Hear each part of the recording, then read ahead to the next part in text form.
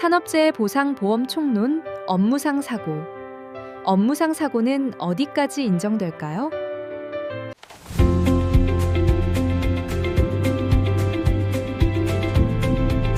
혹시 직장에서 일하다 다쳤을 때, 이거 산재가 되나? 하고 한 번쯤 고민해 보신 적 있으세요? 오늘은 바로 그 애매한 경계들을 아주 명확하게 한번 짚어보려고 합니다. 업무상 재해, 우리가 흔히 말하는 산재에 대한 거의 모든 것을 파헤쳐 드릴게요. 바로 이런 상황 같은 거요. 출근은 했는데 아직 일은 시작 안 했고 회사 안에 있는 헬스장에서 운동하다가 다쳤다. 과연 법은 이런 상황을 어떻게 볼까요? 오늘 이 내용을 쭉 따라오시면 이런 애매한 질문들에 대한 답이 서서히 보이기 시작할 겁니다. 자, 이런 질문들의 답을 찾으려면요. 먼저 업무상 사고가 대체 뭔지부터 정확히 알아야겠죠. 법조항은 되게 복잡해 보이는데 사실은요. 어떤 상황이든 꿰뚫어 볼 수 있는 아주 간단한 핵심 열쇠 두 가지가 있습니다. 법에서는 업무상 사고를 이렇게 정의합니다. 업무에 기인하여 발생한 재해. 여기서 진짜 정말 중요한 키워드가 바로 업무에 기인하여 이거거든요. 이 말을 어떻게 해석하느냐에 따라서 모든 게 결정된다고 보시면 돼요. 그럼 이 암호 같은 말을 한번 풀어볼까요? 법은 우리한테 아주 강력한 해독 열쇠 두 개를 줍니다. 이 두 가지만 딱 기억하시면 웬만한 상황은 이게 산재인지 아닌지 거의 스스로 판단이 가능해지실 거예요. 그 두 가지 열쇠가 바로 이겁니다. 첫째, 통제와 관리. 그러니까 사고가 났을 때 내가 회사의 영향력 아래 있었느냐 하는 거고요. 둘째, 인과관계. 내 업무 때문에 이 사고가 일어난 게 맞냐 하는 거죠. 이 두 가지 기준이 모든 판단의 핵심이라고 할 수 있습니다. 그래서 이 복잡한 걸 딱 한 문장으로 줄이면 바로 이 질문이 남는 겁니다. 스스로에게 한번 물어보세요. 내가 이 회사에서 이 일을 안 했다면 과연 이런 사고를 당했을까? 만약 여기에 안 당했을 것 같아 라고 답할 수 있다면 산재로 인정될 가능성이 아주 높아지는 거죠. 자, 그럼 이 두 가지 원칙을 실제 상황에 한번 넣어볼까요? 예를 들어서 공식 업무 시간은 아니지만 그 주변에서 일어나는 사고들 있잖아요. 가령 쉬는 시간이나 업무 준비 시간에 벌어진 일들, 이런 건 어떻게 판단될까요? 이 두 사례를 보면 바로 감이 오죠. 똑같은 휴식 시간인데 결과가 완전 정반대입니다. 왜 그럴까요? 왼쪽처럼 회사 안에 있는 매점에서 잠깐 간식을 사는 건 일하다 보면 당연히 할 수 있는 자연스러운 행위로 봐요. 하지만 오른쪽처럼 직원들끼리 따로 모여서 하는 축구는 회사의 지배나 관리를 벗어난 사적인 활동으로 보는 거죠.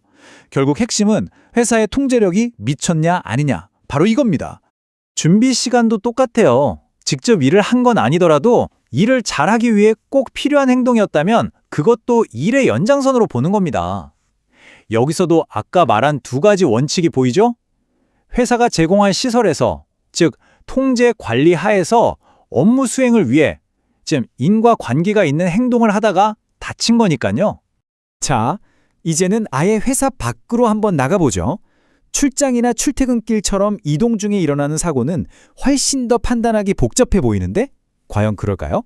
의외로 원칙은 간단합니다. 회사의 지시, 그러니까 지배 관리 아래서 움직이는 출장 중에 일어난 사고는 기본적으로 업무상 재해로 봅니다. 물론 정해진 경로를 크게 벗어나서 완전히 개인적인 볼일을 보다가 사고가 났다면 그건 얘기가 달라지겠죠. 근데 여기서 아주 재미있는 질문이 하나 생겨요. 긴 출장을 마치고 집으로 돌아왔을 때 과연 어느 시점부터가 업무 끝일까요? 집 현관문을 딱 여는 순간일까요? 아니면 우리 아파트 단지에 들어서는 그 순간일까요? 법원은 이럴 때 사적 지배 영역이라는 아주 흥미로운 개념을 써요. 실제 판례를 보면 한 직원이 대리운전 기사님 도움으로 아파트 주차장까지 온 뒤에 직접 차를 주차 공간에 넣었어요. 그리고 안타깝게도 차 안에서 잠들었다가 사망했는데 법원은 이걸 산재로 인정하지 않았습니다. 왜냐하면 주차를 마친 그 순간 출장은 공식적으로 끝났고 이제부턴 온전히 개인의 공간, 회사의 통제를 벗어난 영역으로 들어왔다고 본 거예요. 정말 칼같이 나누죠. 자, 업무와 휴식의 경계가 애매한 또 다른 상황들이 있죠. 바로 회사 야유회나 체육대회 같은 행사들입니다. 이런 데서 생긴 사고나 심지어는 직장 내 갈등으로 인한 문제까지도 과연 산재가 될 수 있을까요? 이것도 기준이 의외로 명확해요. 한번 따져보세요. 이 행사를 누가 열었죠? 돈은 누가 냈나요? 꼭 가야 하는 분위기였나요? 이 모든 질문에 회사라는 답이 나온다면 업무의 연장선으로 볼 가능성이 아주 높습니다. 반대로 직원들끼리 자발적으로 만든 자리였다면 사적인 활동으로 보는 거고요. 실제 판례를 보면 이게 더 와닿으실 거예요. 회사가 적극적으로 지원하고 사실상 관리했던 낚시 동호회 행사는 산재로 인정이 됐고요. 직원들끼리 돈 모아서 간 야유회는 인정되지 않았습니다. 여기서도 결국 핵심은 회사의 관여와 통제가 있었느냐, 바로 이거였던 거죠. 그리고 산재법의 보호 범위는 우리가 생각하는 것보다 훨씬 넓습니다. 예를 들어 산재로 치료를 받다가 의료사고를 당하는 2차 재해나 경비원처럼 업무 자체가 폭력에 노출될 위험이 있는 경우에 발생한 사고 역시 업무와의 인과관계를 인정받을 수 있습니다. 자, 지금까지 여러 가지 좀 까다로운 법적 기준들을 살펴봤습니다. 근데 한번 생각해 볼 필요가 있어요. 이 모든 복잡한 규칙들은 대체 뭘 위한 걸까요? 마지막으로 이 법이 가진 진짜 의미, 그 본질에 대해 이야기해 보려고 합니다. 맞습니다. 우리가 지금까지 본 그 모든 법조항, 그 판례들, 그 뒤에는 갑작스러운 사고로 모든 게 멈춰버린 한 사람, 그리고 그 가족이 있습니다. 한 산재 전문가는 이렇게 말했습니다. 산업재해는 법조항이 아니라 한 사람의 이야기라고요. 저는 이 한마디에 모든 게 담겨 있다고 생각해요. 산재 인정 여부는 단순히 돈을 받고 못 받고의 문제가 아닌 거죠. 이건 한 가정의 생계가 걸린 문제고요. 한 사람의 존엄성, 그리고 다시 일어서서 일할 수 있다는 희망에 대한 이야기입니다. 무너진 삶을 다시 일으켜 세우는 최소한의 안전망인 셈이죠.